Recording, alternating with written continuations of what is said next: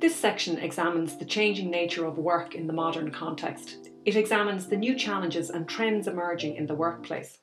There's broad agreement in Western economies that workers need to upskill and reskill to create and fill the jobs of the future. In Ireland, government policy intervention is concentrating on creating jobs in research and development, science, engineering, ICT and value-add agri-food sector.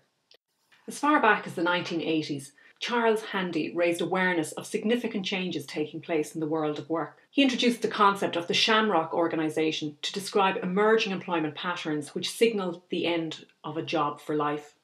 Handy predicted that workers in the firm of the future would fall into three categories.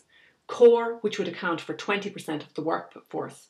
This core would be young, well-educated, full-time employees, primarily engaged in technical, professional and managerial posts. They'd be well paid, but they'd work long hours. And because of the intensity of the environment in which they'd work, their full-time employment, he predicted, would only last about 20 years. And he then described the second leaf of the shamrock, which he termed the contractual fringe, which would account for around 80% of the workforce. And this would be outsourced to independent contractors. So the firm would owe no allegiance to these people and would be able to terminate contracts quite easily. Now, he also allowed for a third leaf to the shamrock, the part-time flexible workers. And these people would primarily be called in at busy periods in an organisation. Now, it might include low-skilled people, but it would also include people who may be highly skilled but are not interested in full-time work, home workers or older workers who aren't ready for full-time retirement. Handy suggested that the organisation would have more commitment to this cohort because it would see them as a valuable resource and therefore would provide the necessary training to ensure that they didn't in any way undermine the quality of product or service, or indeed the reputation of the organisation. The trends Handy predicted in the early 1980s are already apparent. Like a generation ago, a job for life was the expectation.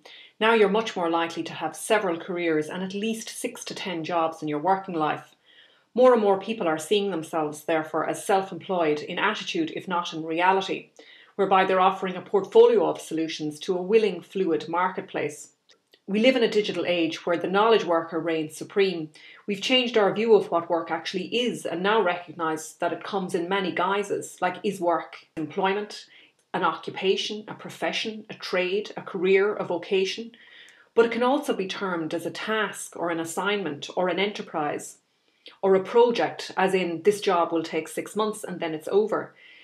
Maybe it's a responsibility, a duty, a role or a mission.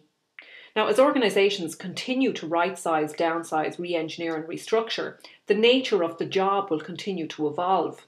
And better education and better technology provide more flexibility to work part-time or flexi-time, to job share and to work from home. But one thing is absolutely for sure. Education is the key to gaining and retaining employment in the future, whatever shape or form that employment comes in. Just as people need to continuously upgrade competences to remain employable, so employers need to hire with care to ensure a capable, flexible workforce, whether it's a core or contractual workforce. Now, Howard Gardner's theory of multiple intelligences is widely used to identify the different types of intelligence which will be required by the organisations of the future. So as individuals, what can we do to ensure that we are employable? Well, we need to constantly engage in lifelong learning. We need to be prepared to compete for highly demanding jobs in a highly competitive market. We need to plan ahead for possible career changes, often with little preparation time available. We need to develop and maintain a wide range of contacts and networks to keep you up to date with emerging changes and opportunities. We need to develop entrepreneurship, self-management and small business management skills because we're going to more than likely end up in periods of self-employment. We're going to need to be able to cope and adapt to a higher degree of uncertainty, particularly with regard to employment. And we also need to consider flexible working arrangements in a more diverse workplace. The job for life is over. So in the employability era, we need to build up a portfolio of solutions and capabilities and offer them to a marketplace that needs competent workers and managers as never before. Communicating that capability will help to determine the value we are perceived to offer future employers. So having a well-developed, well-curated e-portfolio will go a long way to showcasing that value.